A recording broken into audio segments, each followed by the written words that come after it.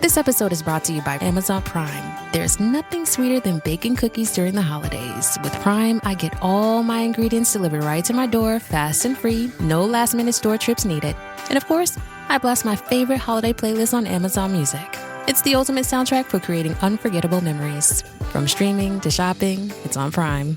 Visit Amazon.com/Prime to get more out of whatever you're into. How would you like a 15% discount to my daily email, the stack of stuff, the show notes, discounts to the conference, all of that? All you need to do is text the word show to 33777. You'll get the annual subscription with a 15% discount to my daily email. You'll get the stack of stuff, the links to the show notes, discounts to the conference, and so much more. All you have to do is text the word show, SHOW, to 33777. Text show to 33777.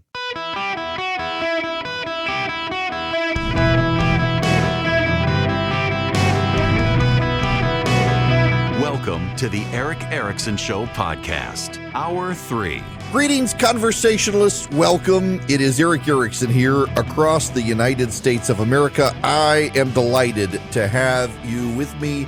The Republican National Convention is starting right now. John Stanford singing the national anthem at the Republican Convention. You can watch it live. The opening on, I know they're covering on CNN and Fox, MSNBC, while they're having a bit of a moment, disappointed Donald Trump is still alive. Also happening right now, Antifa activists are marching through the streets of Milwaukee. You know, in an effort to bring down the temperature, they're marching through the streets saying, no Trump, no KKK, no fascists USA. That's their chant as they march through the streets. The Biden campaign is also resuming fundraising after pausing their activities over the weekend and sent out an email saying it would mean a lot to Joe to know you have his back today, especially today. All right. We also know that Donald Trump will be announcing his VP pick today. There are lots of speculation that it's J.D. Vance. J.D. Vance is got a motorcade going. Glenn Youngkin is winning the betting markets. A Trump Bergam website has been set up that redirects to the Trump campaign, so there are lots of mixed signals. The speculation is J.D. Vance, but the speculation is because J.D. Vance had a security detail show up this weekend at his home, but the governor of Ohio says that he's responsible for the security detail in light of the events of Saturday evening with Donald Trump. He just wanted his different elected officials to be protected, and so J.D. Vance and Sherrod Brown, the Senate Democrat who's from Ohio, both got security protection. It wasn't a Secret Service detail. People assumed that it was, but who knows? I don't know. We'll find out here in a little while who the vice presidential candidate is in about 2 hours, allegedly.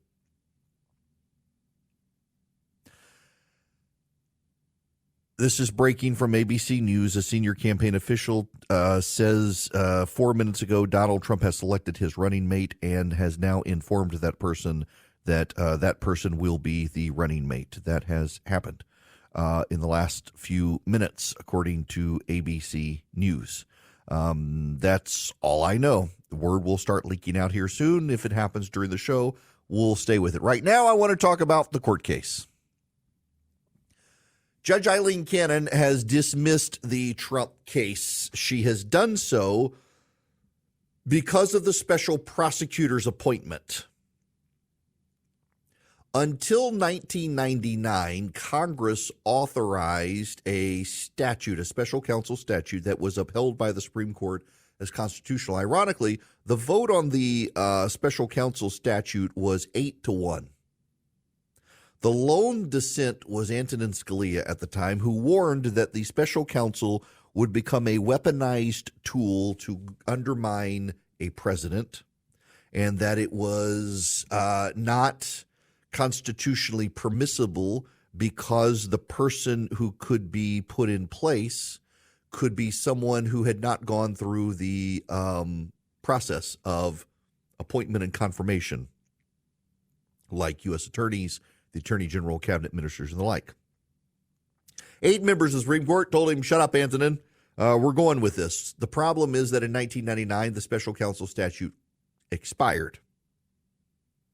Instead, what happened is the Department of Justice drafted regulations. So Ken Starr was appointed under the special counsel statute, and the Supreme Court ruled it constitutional. Robert Hur was not, and Jack Smith was not. But you got to understand the nuances of this. And this goes to a Clarence Thomas concurrence in the immunity decision. Under the United States Constitution, lawyers of the United States, the U.S. attorneys in the various districts, the Attorney General, the top officials of the administration, they're appointed by presidents of the United States, and they're confirmed with the advice and consent of the United States Senate.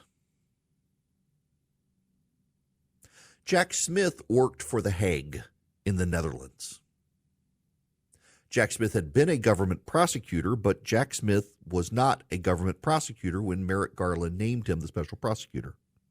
Jack Smith was not appointed by the president and confirmed by the Senate to the role. That's the problem that Judge Cannon flags, is the Trump team made a motion after Clarence Thomas's concurrence, and she agreed that if you're going to prosecute at the level he's prosecuting with the powers of a U.S. attorney, U.S. attorneys have to be confirmed by the United States Senate, and Jack Smith never was. Now you're saying, wait a second, what about the Hunter Biden prosecution? Because that's a special counsel too. Except that one's different. The special counsel involved in Hunter Biden's case is a sitting U.S. attorney. So a sitting U.S. attorney was named special prosecutor. So that sitting U.S. attorney had been appointed by the president and confirmed by the United States Senate. Therefore, Judge Cannon's decision on Jack Smith is completely different. It's completely different because of the processes. There was no statutory authority. Now, Robert Hur was the U.S. attorney from 2018 to 2021. He was brought back into service as a special counsel, but he had resigned in February of 2021. Robert Hur was a practicing lawyer at a private law firm when he was called back up by Merrick Garland. Arguably, Judge Cannon's decision would apply to Robert Hur, except Joe Biden never contested the appointment of Robert Hur. He couldn't have done that, really, since it was his own administration that did it. But Donald Trump challenged it. So the difference is, and you need to understand this, I realize it's a little complicated, I'm trying to simplify it for you, was the special counsel already appointed by the president and confirmed by the Senate and in office, or was it someone brought forward by the Attorney General and that person didn't go through the confirmation process? The Hunter Biden special prosecutor was a sitting U.S. attorney confirmed by the United States Senate. Jack Smith was actually an employee of The Hague in the Netherlands and brought back by Merrick Garland and was not confirmed by the United States Senate. That's a big difference. Now, procedurally, how's this going to play out? Well, there's two cases. There's the case in Washington, D.C., the January 6th case, with an Obama-appointed judge there, and there's Judge Cannon down in Florida. Judge Cannon, a Trump appointee, she said the appointments clause in the Constitution matters, and this case can't proceed because of Jack Smith's appointment, I suspect Judge Chutkan in Washington, D.C., who's a liberal who takes a more expansive view of the Constitution, will say, actually, Judge Cannon is wrong in Florida, and I'm right, and Jack Smith can go. That creates a split among the circuits. However, before you even get there, Judge Cannon's decision is going to be appealed to the 11th Circuit Court of Appeals in Atlanta, Georgia. The 11th Circuit Court of Appeals oversees the appeals of district court judges in Alabama, Georgia, and Florida. And the 11th Circuit will have a say as to whether or not Judge Cannon got it right. Now, if the 11th Circuit says she got it right or wrong, that gets appealed to the United States Supreme Court. If the 11th Circuit, if the Supreme Court automatically agrees with the 11th Circuit, they could just affirm the decision, but I doubt they would in this situation, particularly if Judge Chutkan rules otherwise and that gets appealed by Trump and the D.C. Circuit says Judge Chutkan is right. Then you have a real split in circuits. A real split in circuits is so every U.S. district court in every state is assigned a circuit. So you have, for example, the Southern District of Florida, you've got the Northern District of Florida, you got the Middle District of Florida, and all of those district court judges, their decisions then get appealed to the 11th Circuit, which handles all the cases and all the districts in Alabama, Georgia, and Florida. They then get appealed to the Supreme Court. The D.C. Circuit handles all the federal district court decisions in the District of Columbia, gets appealed to a special appellate court there, and they get appealed to the Supreme Court. When the appellate courts in D.C. and in the Southeast disagree, that's called the circuit split, and the Supreme Court typically takes cases that resolve circuit splits. All of that is to say it's going to be at least a year to 2 years before this were to get resolved. All of that is to say, if Donald Trump gets elected in November, which is increasingly likely, he's going to fire Jack Smith, which means this case goes away, which means the arguments are moot, which means Donald Trump's not going to be prosecuted, which means this is a nothing burger, which has meant that I've been right the whole time. It was a waste of time and energy and resources for Democrats to pour all of their resources, hopes, dreams, and ambitions into lawfare to get Donald Trump. They've tried to stop Donald Trump through the judicial process. They're not going to be able to. The judge in New York, I have a hard time believing after an attempted assassination of Donald Trump that they're going to be able to throw Donald Trump in jail. I don't think jail is likely. I don't think it was ever honestly that likely, but I think the odds of it now are completely gone away. I think that there's no way the judge in New York, however much you may want to throw Donald Trump in jail, is going to be able to. I think the Secret Service would have a lot of objection to that, given that Donald Trump was just nearly assassinated. And I think that if they attempt to throw him in jail, it's going to be rapidly appealable to a court of appeals that's going to say, you can't put this man in jail. Also, he's on the verge of being president of the United States. You can't do it. The legal card that the Democrats tried to play has collapsed. The legal card that the Democrats tried to use to get Donald Trump so they didn't have to beat him at the ballot box, it's gone. That train has left the station. There is no getting it back. They wasted all their time. Instead of making political arguments against Donald Trump, they've tried two things. They've tried to throw Donald Trump in jail through the judicial system, and they've tried to say he's a threat to democracy. The former has failed. The latter nearly got Donald Trump killed, and they can't make that argument anymore without looking like they're still trying to get Donald Trump killed. So all of the tools the Democrats had, all of the theories of the case the Democrats had, and all the strategies the Democrats had to stop Donald Trump are now gone. And the only thing between Donald Trump and the presidency is an 81-year-old man at war with the English language who doesn't know how to get off a stage without being directed. Democrats have believed for a while Joe Biden was not up to taking on Donald Trump. The debate on June 27th made it very clear to them that Joe Biden is not up to take out Donald Trump. So the question is, can they maneuver over the next few weeks before their convention to try to find a lay of the land to deal with the situation? I don't know that they can. I don't know that they can. But the moral of the story is, don't put your hopes in outside forces you can't control. And don't make threats to democracy your theme when it's going to get your other side possibly killed, and that's going to be the real threat to democracy. The Democrats have had no real game plan. What I just marvel at all the time is how incompetent the Biden team has been the whole way through. Welcome. It is Eric Erickson here across the nation. The phone number 877-973-7425.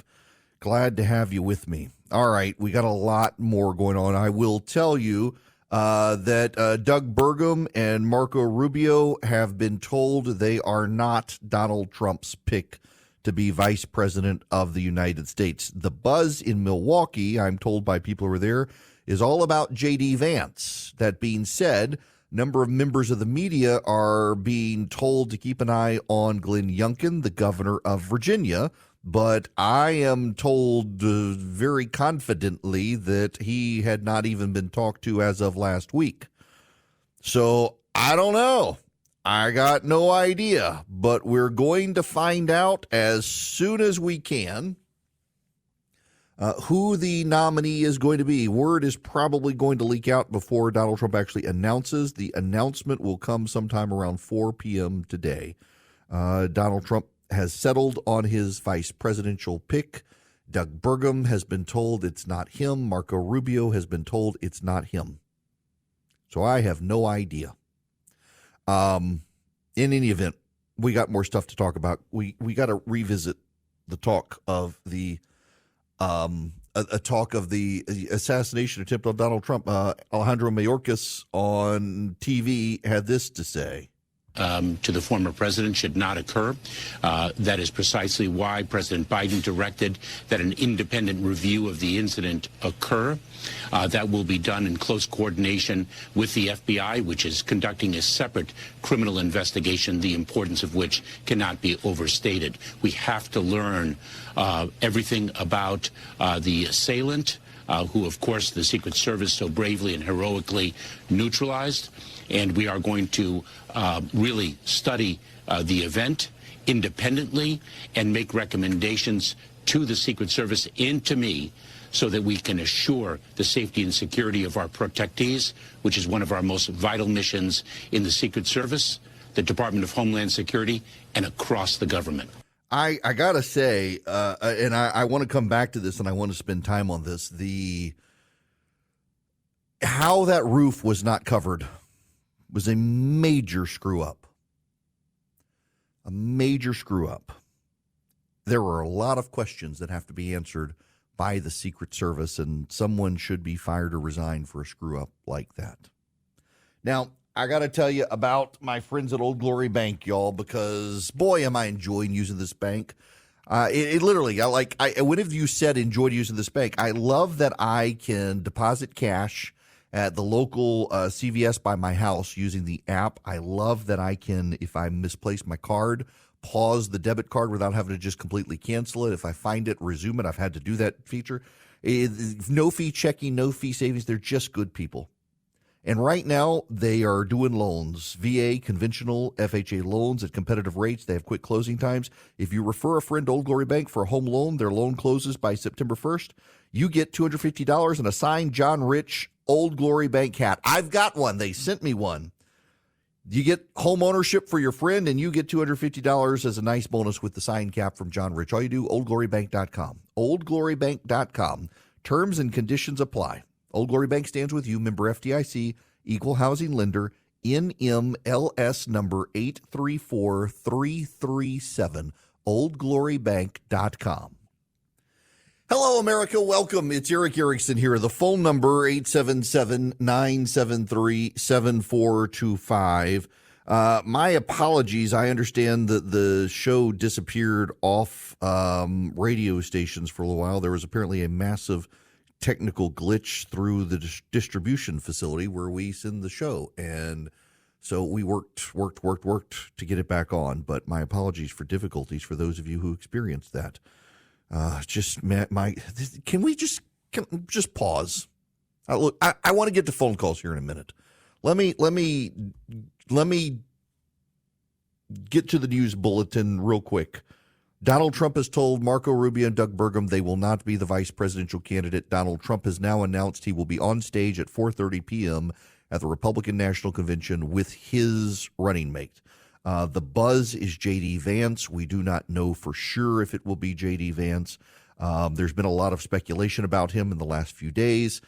Donald Trump said he was going to make some surprise announcements as well. So we have no idea. Also, Nikki Haley is suddenly in Milwaukee and will be on stage with Donald Trump at some point. We have no idea. But it's not going to be Marco Rubio, and it's not going to be Doug Burgum. If you go to the Drudge Report, it says Ben Carson. I have a hard time believing that one, but maybe so. Vance would be a legacy play because he doesn't actually demographically give you anything, but he certainly does lock in your agenda. Glenn Youngkin of Virginia, there's rumors in the media about him. I talked to his people last week. They had said he had not even been talked to. They didn't think it would be him. And that situation appears not to have changed. He still appears to be in Virginia. Maybe Tim Scott. I have no idea. We'll find out at 4:30. Kudos to Donald Trump for keeping a secret. He's done a brilliant job keeping a secret. Now, I want to just talk to you for a minute. I'm going to scrap everything else. I'll get to your phone calls here. Just let me talk to you for a minute. It's been a wild week for me. So last Monday, Tuesday, and Wednesday, I recorded my audiobook 6 hours every day and did a 3-hour radio program. And on Friday afternoon, I ended my show saying I'm going to go play golf with my buddy Benton Palmer. Grill this, smoke that. If you follow him on Instagram, we hadn't actually met in person. We were going to go play golf. And I was going to sleep in this weekend, and I was going to have rest. That turned into 5 hours of radio on Saturday night, and then another hour of trading emails and text messages with different Republicans and members of the media. Got to bed at 2 a.m. Sunday morning, and then did noon to 5 p.m. on Sunday, and now 3 hours here, and I'm trying to weasel myself out of a TV hit this afternoon so I can rest. And maybe this vice presidential announcement will get bumped. And then in the meantime, here today, a technical glitch beyond our capacity to control caused the radio show to disappear off radio stations for a little while. It's been a wild time. Yesterday, after I got off air at 5 o'clock, I went to my local Publix grocery store. A man pulls up. I do not recognize the man. Younger black guy, has his kid in his back. He's in a white Tesla. He rolls down his window and he says, "Hey, I saw you at the traffic light and I followed you over here. You don't remember me, but I worked at this Publix years ago when you said what you were going to do on radio, and I told you God's got you where he wants you, and I want you to know you're going to succeed because God wants you to succeed, and he's got a plan for you." He rolled up his window and he drove away. I have no idea who this person was. Very nice, very encouraging after a long 48 hours. But can I just tell you, in the crazy chaos that we have going on right now, a former president came within an inch of dying, came within a 5-degree turn of his head to having his head blown off yesterday by an AR-15 from a crazy person who was missed in a colossal security screw-up.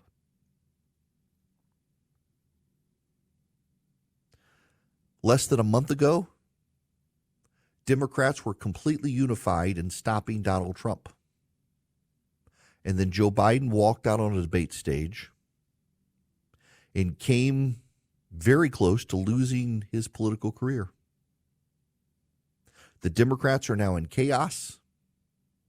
Republicans are very united as they gather in Milwaukee, Wisconsin for the Republican convention this week.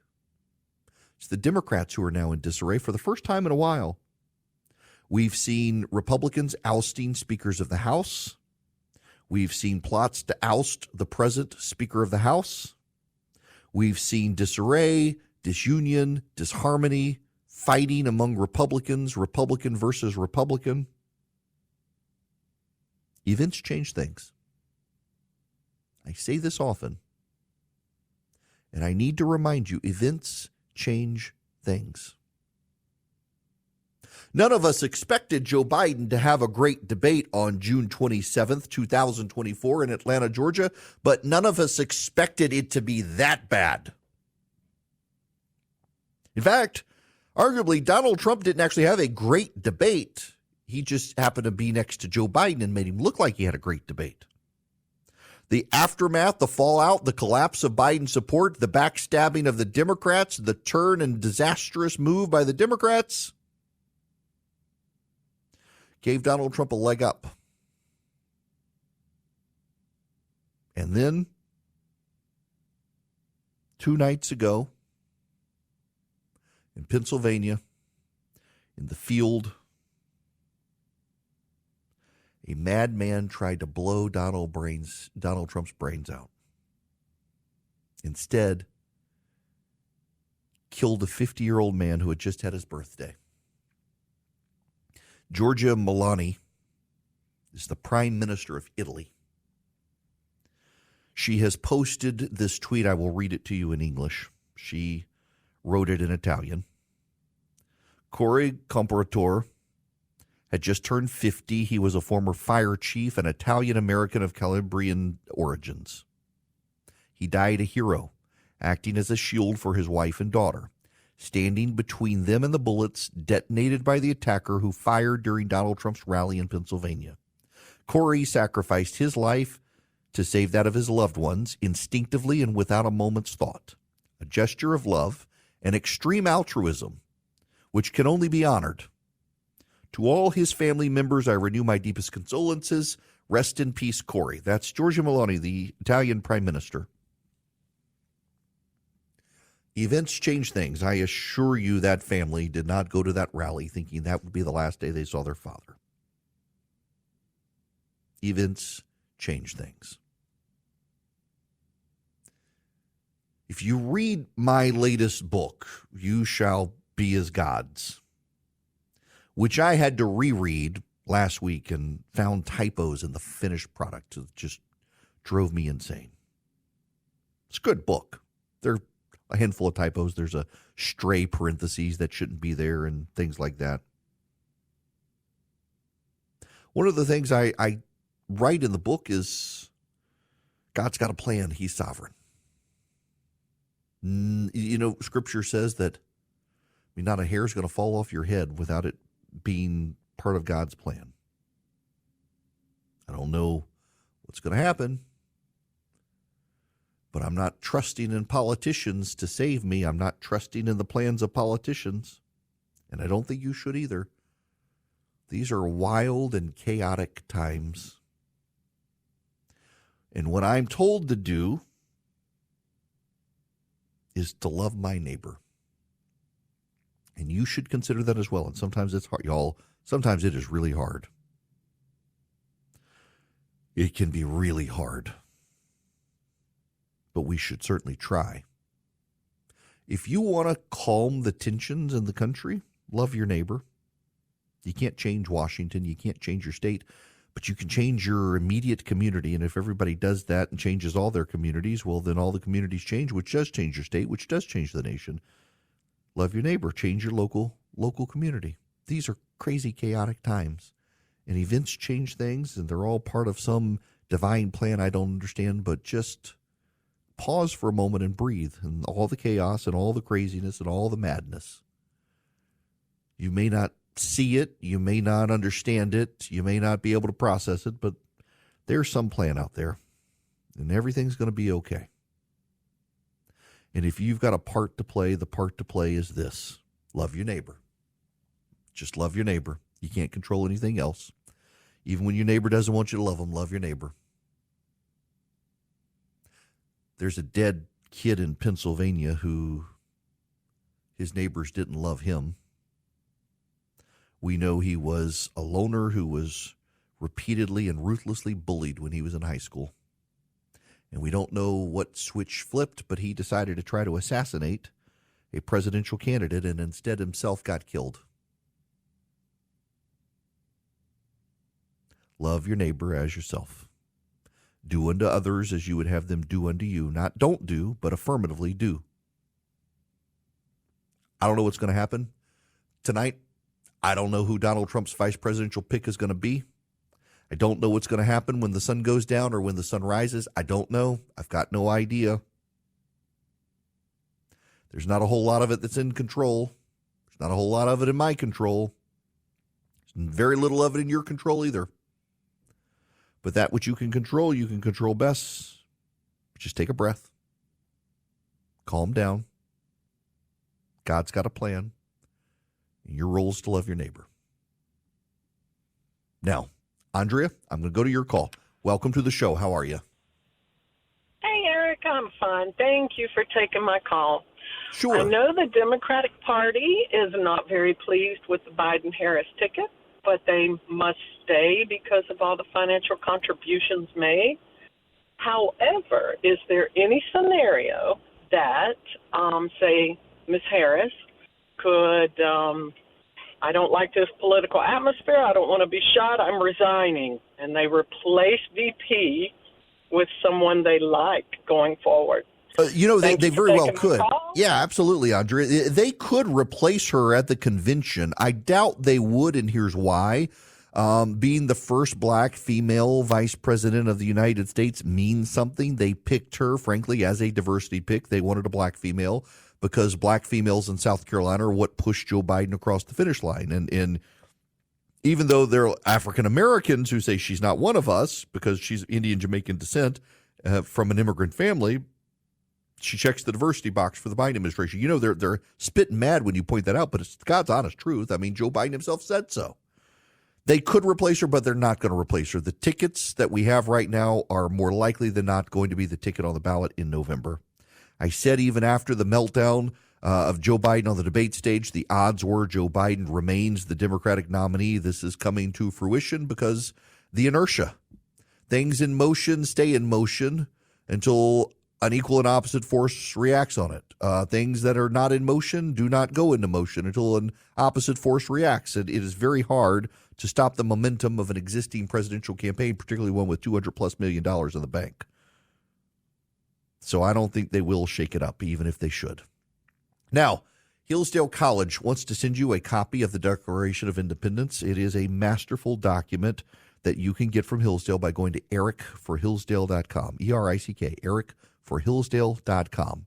You go to ericforhillsdale.com, you put in your information, you watch a great video on Thomas Jefferson. You really should, by the way. Did you realize that he was actually invited to give a speech on the 50th anniversary of the signing of the Declaration of Independence? He was in poor health and very elderly. He sent a letter with his thoughts on the Declaration of Independence, and he happened to die the day he was supposed to give the speech on the 50th anniversary of the Declaration of Independence. The same day John Adams died. Same day.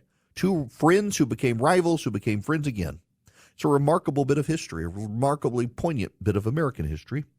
If you go to ericforhillsdale.com, you can find out that history. You can find out about Jefferson's thoughts on the country and how it had evolved in the time since the Declaration of Independence. Get a copy of the Declaration of Independence. You go to ericforhillsdale.com, E-R-I-C-K, ericforhillsdale.com.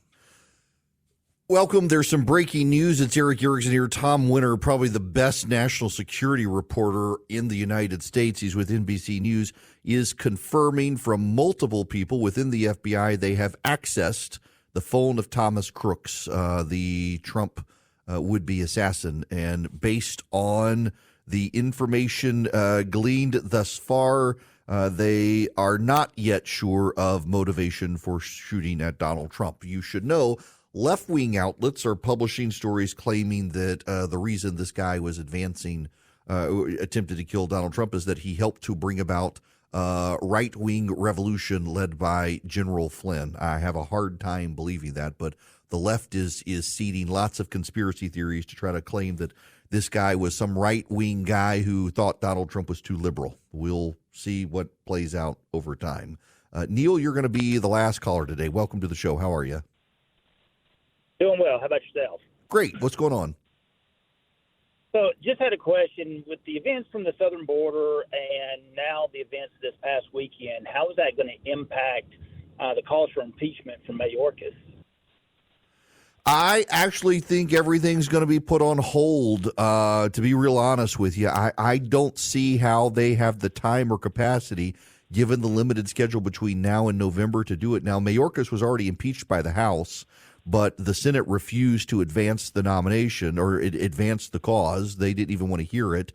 Biden is held up in committee, and my understanding from Republicans in Congress is they're just going to essentially squash it and not let it go anywhere. At this point, they think they've got him. They don't want to make him sympathetic to people through looking like they're being bullied. It's not going to pass the Senate anyway, so they put it on pause to see if they can just beat him at the ballot box. I don't think we're going to see any impeachments advance at this point. However, that being said, there are going to be some serious investigative oversights in the House and the Senate. The Senate Democrats and Republicans, to their credit together, are really enraged about the Secret Service. And the reason why is because while Capitol Police tend to provide security for everyone and federal agents tend to provide security for the Speaker of the House, so the Secret Service plays a role in this, particularly with high-profile senators. And if they could leave open a line of sight for Donald Trump, they could leave open a line of sight for them. They're all kind of furious because they all understand that this elevates the stakes, that someone really could die. And they all want to get to the bottom of what happened. There's going to be a lot of pressure on the head of the Secret Service to resign. Of course, Joe Biden doesn't ever fire anybody. Look at the aftermath of Afghanistan. Look at his debate performance, all that. He doesn't fire anybody. But Democrats and Republicans both are really furious about what's happened. So we'll see. Now, let me give the rundown here. It is almost 3 o'clock. In 3 hours and 18 seconds, the Republicans begin their roll call vote for the nomination of Donald Trump. He has been nominated by the chairman of the Iowa Republican Party and seconded by the chairman of the Nevada State Republican Party. Mike Johnson, the Speaker of the House, currently presiding over the Republican National Committee, and they will kick off this state roll call vote for Donald Trump's nomination, at which point Donald Trump will formally be the nominee of the Republican Party, even without a speech on Thursday night. Going to be a big deal. And then at 4:30, Donald Trump will take the stage after the roll call of the states with his vice presidential nominee. We know it's not Doug Burgum. We know it's not Marco Rubio. We do not know who it is. The betting markets have J.D. Vance. Drudge Report has Ben Carson. The media has Glenn Youngkin of Virginia. I have no idea whatsoever. So we'll see. Apparently now Tim Scott, according to some reporters as we're leaving, have said it's not him, but I don't know. We'll find out. I mean, it's most likely going to be